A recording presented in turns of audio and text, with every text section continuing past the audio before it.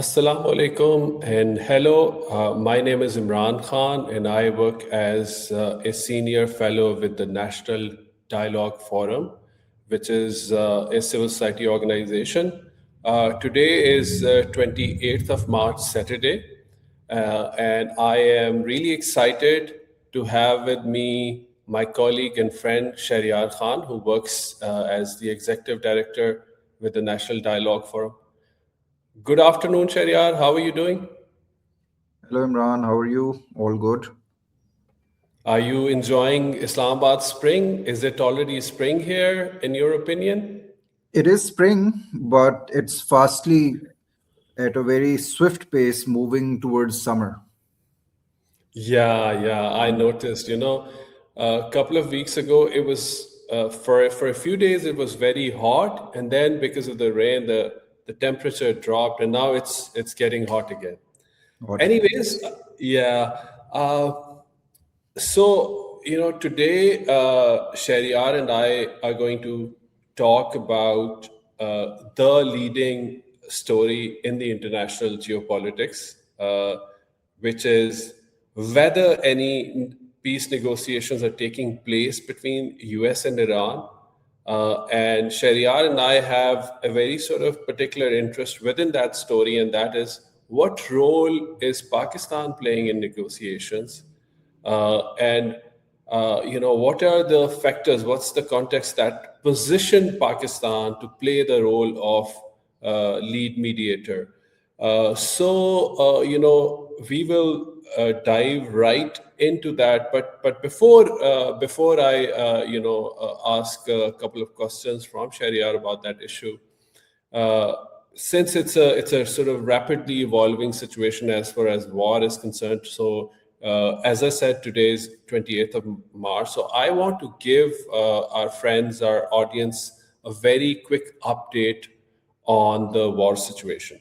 So yesterday, the Iranians attacked a military base in Saudi Arabia. And according to some of the reporting that I've seen in Wall Street Journal, New York Times, around 10 US military personnel were wounded.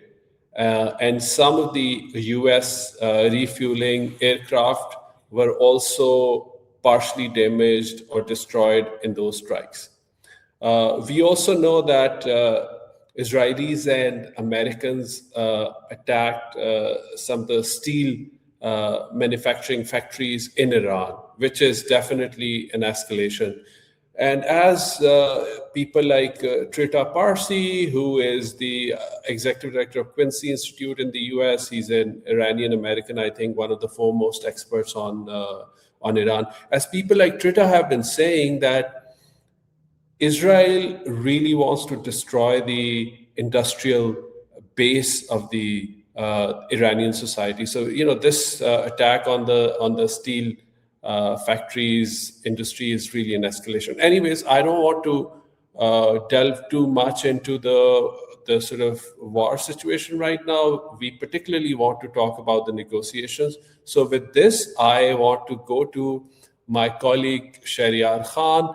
Sheharyar, tell us a little bit about what led to this particular sort of juncture where Pakistan is reportedly playing the leading role as a negotiator between Iran and US. So what sort of position Pakistan for this role? Over to you.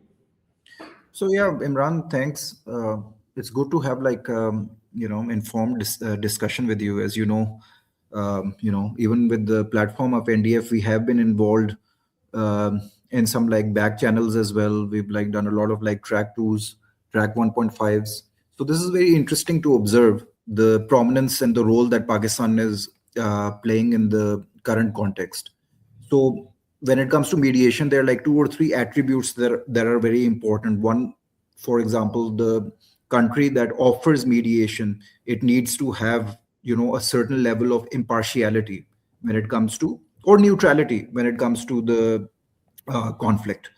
Other than that, the credibility and trustworthiness, and you've seen ever since the Trump administration has come to power, Pakistan has this renewed relationship that has been developing between the Trump administration and our current government in Pakistan.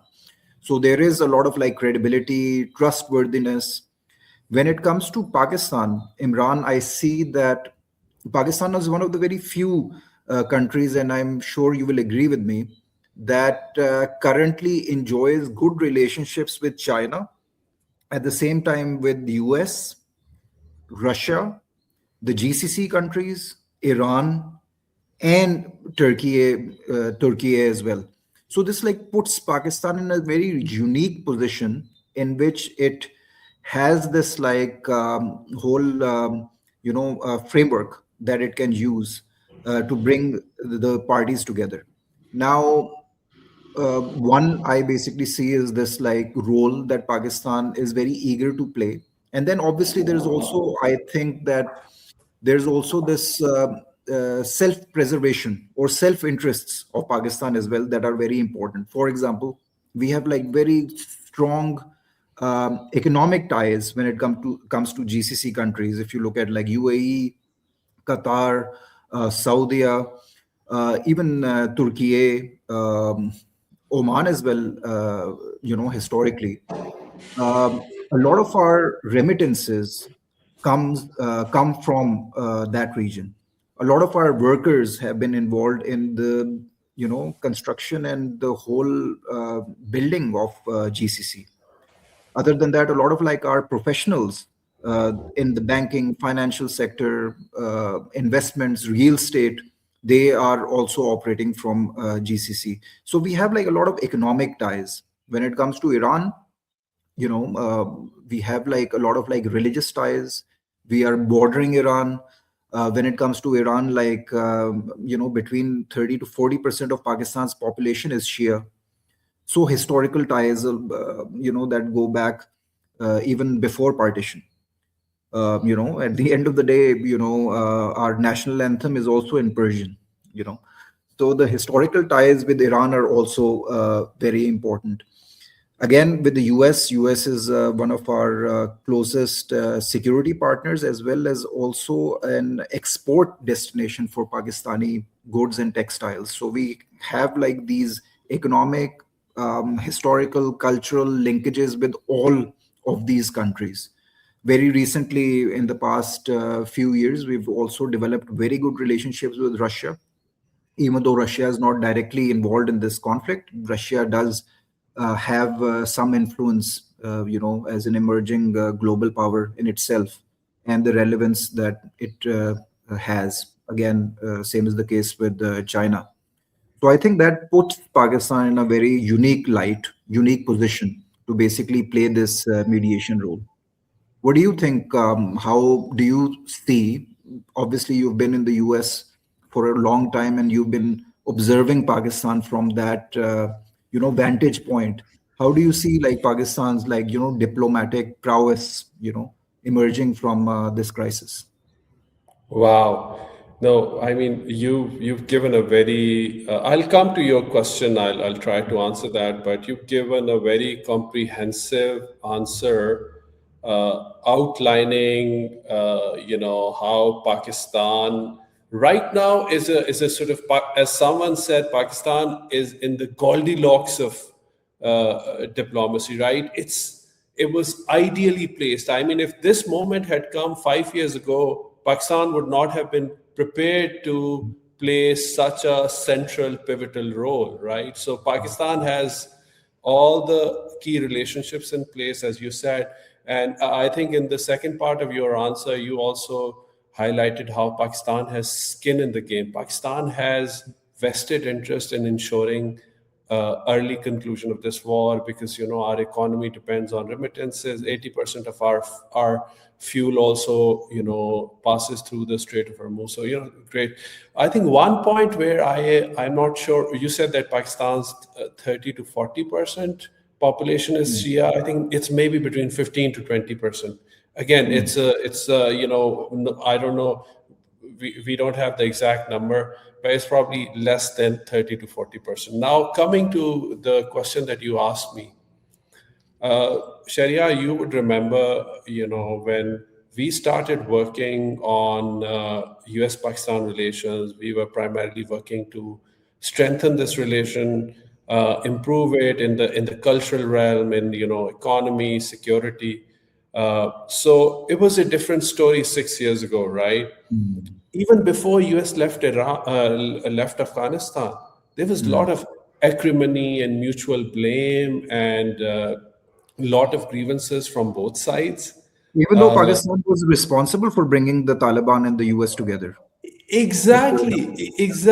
I mean, Pakistan played very indispensable role in bringing the Afghan Taliban to the table, and Doha deal would not have taken place without Pakistan's support. And there was that acknowledgement within the American establishment, and yet after that unceremonious Exit. Yeah. exit from Afghanistan, the Americans made Pakistan a bit of a scapegoat that, we lost this war because of you.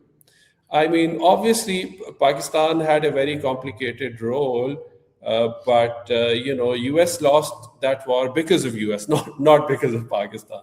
But anyway, just so again, coming back to your question, so right after America's withdrawal from Afghanistan, again there was a lot of hostility in Washington. And you remember, we would host a lot of colleagues who would be visiting from Washington. And, privately, the main talking point would be that Pakistan is no longer important in Washington. Yeah, it's not in Washington the doesn't, talking points. yeah, Yes, yes. it's not in the talking point. It's not important. And that changed after Mr. Trump comes into power in early 2025 because Mm. Pakistan played its cards right. Pakistan gave the US that ISIS commander, and that's why Mm. President Trump mentioned Pakistan in his speech. And Mm. Pakistan, obviously after May 2025 war, Pakistan emerged as a key military power in the world. Mm. So it's a combination of some of the diplomatic and military capabilities that Pakistan showed, and you already talked about those diplomatic prowess by Pakistan having all of those key relationships. So I think right now Pakistan-US relationship is in a great place. It's almost like post 9/11 when Pakistan was pretty close to the US. Except I would say that even right now there isn't as much substance in this bilateral relationships as we would want it to have, but it's in a good place. Exactly, and now obviously there are like a lot of like discussions on media, on the news channels, on whether the whole dialogue or mediation between the U.S. and Iran, where would it take place? Whether it's like happening in Pakistan, whether it's happening in Islamabad, all the international dailies and publications are discussing this over and over again. Personally, from the Pakistan side, the fact that Pakistan has been able to start this conversation and is playing a role of a mediator, that is like important enough. That is a diplomatic breakthrough. And the kind of tensions that are brewing in the GCC, like, a lot of like, as you know, other countries like Bahrain, Oman, Saudis, like the Qataris, even UAE, they are getting impacted because of this conflict. Pakistan, obviously, taking this role as a mediator has been like welcomed from all different stakeholders. And the fact that this conversation is even starting is a win for Pakistan and also for the region. Again, personally, from my side, it doesn't matter where these discussions take place as long as there are discussions, because you would also like agree that the conclusion of this conflict is should be the primary goal, and the location of the discussions, I personally don't think it's like very important.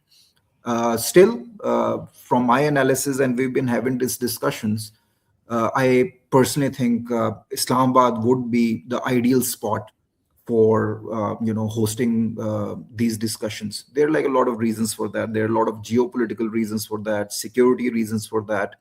When it comes to the trust between all parties involved in the conflict, I personally think the trust is like extremely low. So this like gives Pakistan that vantage point that it can play a role in mediation, but as well as providing a safe and secure location, which I personally think would be okay with all different stakeholders. And as you were like Yeah. giving your info, I was also this like thing came out, even like the Turkish foreign minister yesterday, he also said that the regional meeting for the foreign ministers of Turkey, Egypt, Saudi, and Pakistan. That's also taking place now Yeah. in the coming days. In That's a which big and development as well. these Yeah. are the countries that have been involved in establishing these back channels and starting this like mediation process. Actually, this is a very important point, Sharia, and I want us to, uh, talk a little bit about this issue as well. That while Pakistan has strengthened its relationship with China, even in the last, like, let's say, 10 years, CPEC and more sort of military to military interoperability, while those developments have taken place, and Pakistan has invested in its relations with US as well. But the key, Muslim majority nations such as Turkey and Qatar, because Qatar, it might be a small country in terms of population and geography, but it's really really important. And of course, Saudi Arabia, one of the most important Muslim countries. So Pakistan has really really close ties with these countries. So when Pakistan steps into the foray as the lead mediator, Pakistan has backing of these highly credible, important Muslim majority countries as well, right? Yeah, exactly, exactly. And at the same time, the venue or like the location for the mediation, if it takes place in the coming days, it has to be a player that is acceptable by all sides, that has the credibility. And I think right now, given the whole dynamics of conflict that are evolving in GCC, personally speaking, I don't think Iran would be very comfortable having these talks, especially in Qatar, for example. Qatar historically, from Iran's point of view, is viewed with like a degree of partiality because it hosts US bases. Same is the case with UAE. Same is the case probably with Saudi as well. And obviously, Turkey, a very important country, friend of Pakistan. But again, from Iran's vantage point, it sees Turkey as a NATO country. So the Right. whole idea of neutrality doesn't really work for the Iranians.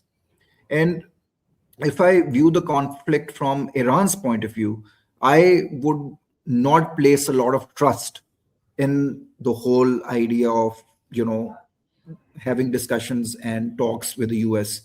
And I know that it's inevitable. This whole discussion on conflict will have to go to some sort of like dialogue eventually. But Iran would be very wary or very careful because it has been basically hurt twice.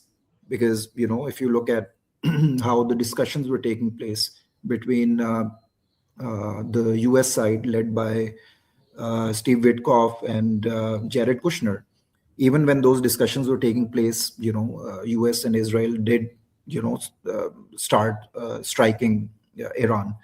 So from Iran's point of view, I don't think they would want to go towards a ceasefire without getting some sort of like, a surety from the US side that the conflict would not start again, or Yeah. that this pause would not be used to, for example, replenish the batteries Yeah.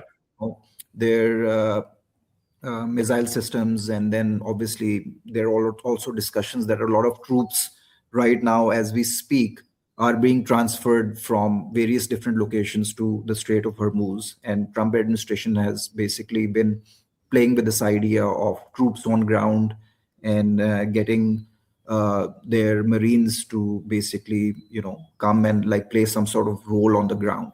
So that is also playing, into this whole narrative that maybe these talks might be used to like gain some time. you know. Yeah, So yeah, yeah. pointing towards the fact that the trust level is a bit low when it comes to starting some sort of talks.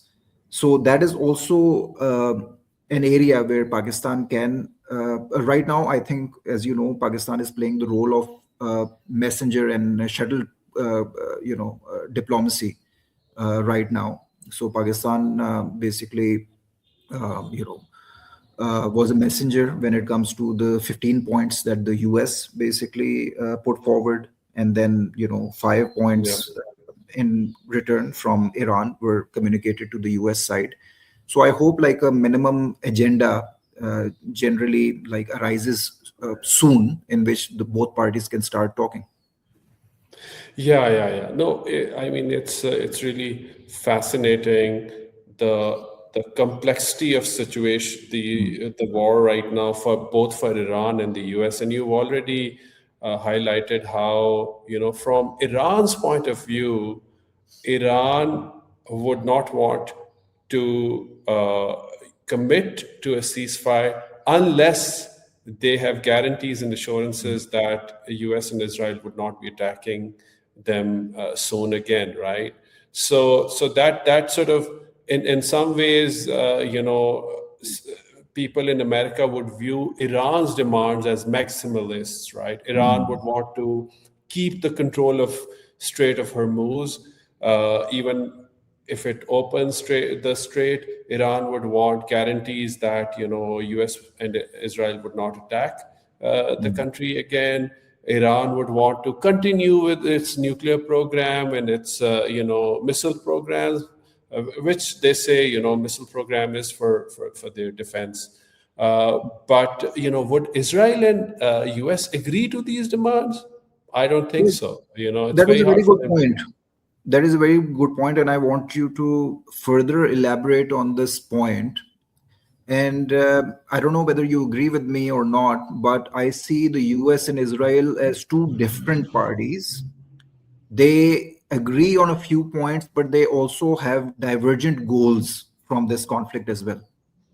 So, what do you think? Like, for example, if I look at this conflict from the US side, for them, in terms of foreign policy, in terms of domestic policy, in terms of internal politics, I would see the Trump administration eager to end this conflict rather than, to drag it along much further. Why? Obviously, there are the midterms that are expected to take place in November. Again, President Trump came with this like whole narrative that he would not involve the US in any long wars, short operations. That was his selling point, for example. Israel, on the other hand, would have like much more longer term goals. I think when it comes to the Israel's point of view, a prolonged conflict goes more into their favor. They would want to a lot of like analysts are saying that Israel basically went like got this war after like 40 years of lobbying. Yeah, And yeah, so what do you think? Like, are these two allies, historical yeah. allies, are they on the same page? Or do you think No, Israel could no, play a spoiler in this like whole, no. mediation process? Yeah, yeah. No, I mean, look, all the reporting that we've seen over the last 1 month, and some of that reporting is actually very, very interesting. It quotes sources from within the Trump administration.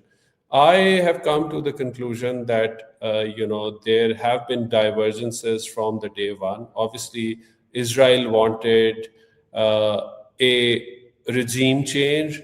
B, Iran is also at peace with the outcome where Iran has become a failed state and a society where there is civil war. They obviously want to see chaos in Iran. A weakened Iran, which doesn't have a coherent state, is actually an ideal outcome for them. But that is not an ideal outcome for the United States of America because, a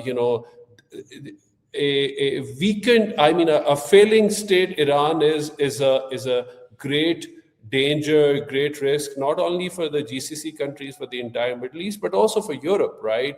We're talking about more immigration and other issues as well. So I agree with you. There have been divergences between Israel and US from the day one, but Israel knows how to sort of tag US along, right? They know how to use different levers of power and influence and public opinion within the US administration, right? But at the same time, I mean, there is obviously a big constituency of Iran hawks within US, and when Trump went to this war, he was also satisfying them. Mm.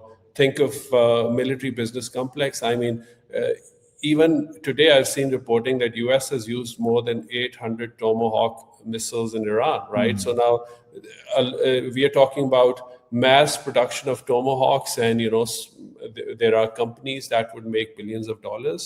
Mm. And this is also like US showcasing its technology, its military technology, even AI to the world. So even AI companies are now Aligning whose themselves, yeah. systems were used. Yeah, they will reap the benefits.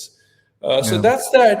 Shahriyar, we have very few minutes left. So Mm. if you don't mind, I wanted to talk about two other issues very briefly. Maybe we can talk about those issues in detail in our next podcast. One is, why is India so pissed off about this? Mm.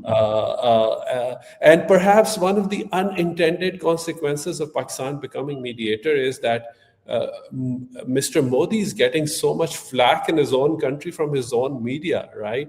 Mm. And so I want you to talk a little bit about that. Yeah, I think like to basically assess this whole India dynamic, we'll probably need like another session. Yeah, But like I it's agree. I would just say that India hasn't like been able to play its cards really well. Given India's history as a proponent of the non-aligned movement, India used to pride itself with diplomacy, neutrality, not taking sides. If you look at India's role from that lens, this was a golden opportunity for India to basically come forward as a peacemaker in the region. And if you look at all of the stakeholders that are involved in this conflict, directly or indirectly, India also has very good relationships with all of them. Actually, I would even go and play the devil's advocate and say that India is the only party that also has great relationship with Israel. Pakistan doesn't, you know. Oh yeah, of So course. India has historical relationships with Russia long before it had relations with the US. Then again, good trade partner with the US, GCC countries. Iran, India has invested a lot in and it buys a lot of their oil from Iran. It has invested heavily in Chabahar, which India was trying to use as an alternative port to get access into Afghanistan and through Afghanistan into Central Asia, and Yeah, obviously other countries in the region as well. But I don't know, fascinating. the decision makers in India, diplomats in India, they like totally missed the boat on this one. They And absolutely did. yeah, They absolutely did. Sorry to cut you short, but we have just one more minute. Thank you so much, Shahriyar. Yeah, I really enjoyed talking to you let's on this continue particular this issue. discussion. Yeah, it was Yeah, yeah. yeah. Do you want to tell our audiences what are some of the other topics that we would cover in our next podcast? I think like since we've like started this discussion, let's like explore more, India's role, and Mhm. to try to assess how they basically approach this conflict, what were Yeah. their like key policies, and how probably they could have like done this much better in a And way. I also want to talk to you about Pakistan Afghanistan conflict. That's really important. That's something that you've written Yeah, that's about. also one of the areas which we can discuss. Yeah, these Right. are like a lot of like So good That's, yeah. Yeah, yeah, and perhaps we can also invite top-notch experts, written books on these issues from Pakistan, from abroad, Of course. Yeah. to enlighten us about these issues. But before we conclude, I really wanted to mention our mutual friend, Professor Ishtiyaq Ahmed, who's an emeritus professor at Quaid-e-Azam University. He's also taught at Oxford. He was actually one of the first ones right after the news came out of Pakistan's leading role as a mediator. He wrote a very interesting essay in Friday Times where he also kind of spelt out how Pakistan was able to sort of achieve this coup in diplomacy. So maybe we can also interview Professor Ishtiyaq Ahmed in one Of of these course. days when he Yeah. has time. Of course. Of Thank course. you, Sharyar. Lovely talking to you. Enjoy the rest of your weekend. You I heard too. you're planning to go to farmers market to have some coffee. Can I also join you? Yes, yes. Let's like take this conversation into Okay. yeah, into the farmers market. Okay. Thank you. Talk to you soon. Bye. Dafis.